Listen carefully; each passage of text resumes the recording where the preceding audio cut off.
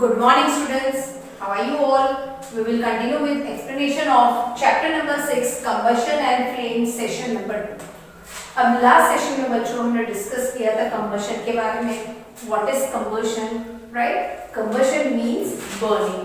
कोई चीज जब burn होती है तब उसे हम combustion कहते हैं. और combustion के लिए कौन सा component important है? जैसे कि air which contains oxygen.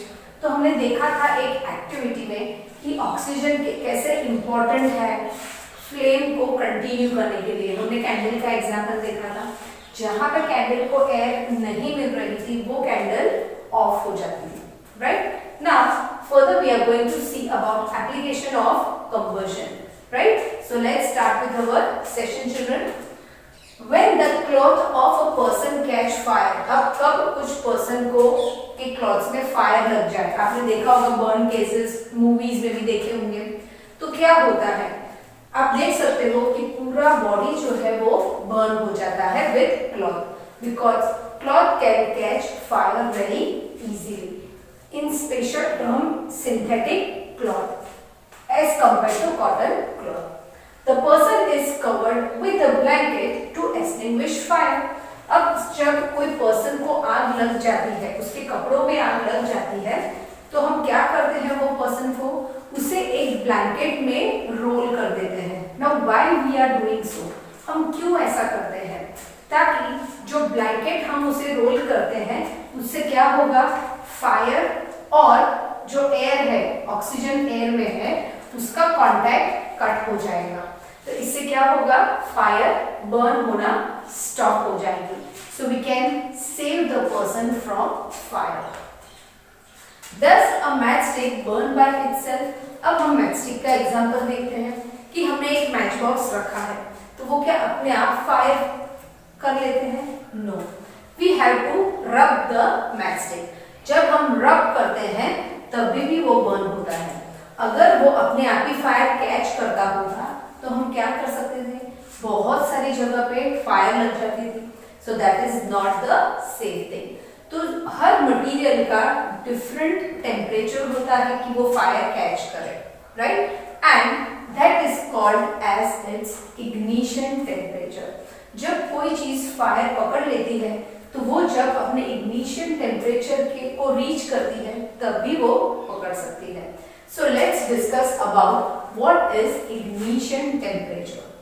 The lowest temperature at which a substance catches fire is called its ignition temperature.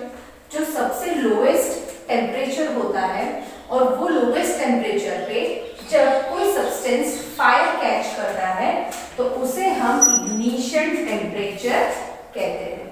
Right? Combustible substances cannot catch fire or burns as long as its temperature is lower than the ignition temperature. अब हम बात करते हैं forest fire की.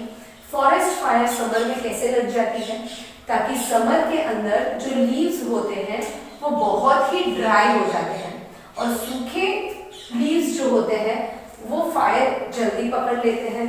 तो कोई situation में ऐसा होता है जहाँ पे एक्सेस हीट हो जाती है तो वो जो लीव्स होती है वो फायर करना शुरू कर देती है और उसकी वजह से पूरे फॉरेस्ट को भी वो कवर कर सकती है. So that is the situation of forest fire. कोई वहां पे जाके फायर नहीं करता है. This is a natural calamity where the temperature increases. Right, अब हम उसके एग्जाम्पल देखते हैं. Ignition temperature of kerosene oil is lower than that of wood. अब केरोसिन ऑयल ले लेते हैं हम. एक केरोसिन ऑयल का थोड़ा केरोसिन ऑयल इधर गिरा होगा और आप मैचस्टिक डालोगे तो वो तुरंत ही फ्लेम पकड़ लेते हैं और उसके सामने समझो कि हमने वुड के ऊपर फायर डाला तो वो So ignition temperature of kerosene oil is lower than that of wood. यानी केरोसिन जो है वो इजीली फायर कैच कर लेता है. समझो कि कुछ केरोसिन फ्लोर पे गिरा है और हमने मैचस्टिक डाल दी, वो तुरंत फायर पकड़ रहा है और उसके सामने वुड को अगर हम फायर करेंगे तो वो कुछ टाइम लगाएगा बर्न करने में. तो यहाँ पे हम देख सकते हैं कि दोनों सब्सटेंसेस जो है उसके इग्निशन टेम्परेचर डिफरेंट है। कभी कभी ऐसा भी होता है कि लकड़ी को जलाने के लिए हम कुछ फ्यूल का यूज करते हैं, जैसे कि oil, petrol, kerosene etcetera, right children? So related to this we will see one activity. Make 2 paper cups by folding sheet of paper. हमें 2 पेपर कप बनाने हैं ऐसे फनल के जैसे।